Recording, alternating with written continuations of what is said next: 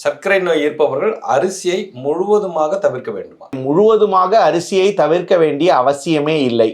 வெள்ளை அரிசி ஆகட்டும், கருப்பு கவுனி ஆகட்டும், காட்டு யானமாகட்டும், தூய மல்லி ஆகட்டும், கோதுமை ஆகட்டும், கோதுமை ரவையாகட்டும், எந்த அரிசி வகையாகட்டும், திணை சாமையான மில்லட் வகையாகட்டும், ஓட்ஸ் கீன்வா ஆகட்டும், எல்லாமே தானிய வகைகள். ஒரு தானியத்துக்கும் ஒரு அளவு நார்ச்சத்து உண்டு. வெள்ளை அரிசிக்கு நார்ச்சத்து வெகு கம்மி.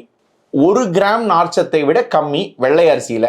கருப்பு கவுனி ஓட்ஸ் இதிலெல்லாம் ஒரு 6 கிராம் 7 கிராம் 8 கிராம் இருக்கும். ஆனால் ஃபைபருங்கிறது மாவுச்சத்து தான், இந்த தானியங்களில் மாவுச்சத்து தான் அதிகம் எடுத்துக்கணுமே ஒழிய நார்ச்சத்தை பெருசாக நாடக்கூடாது.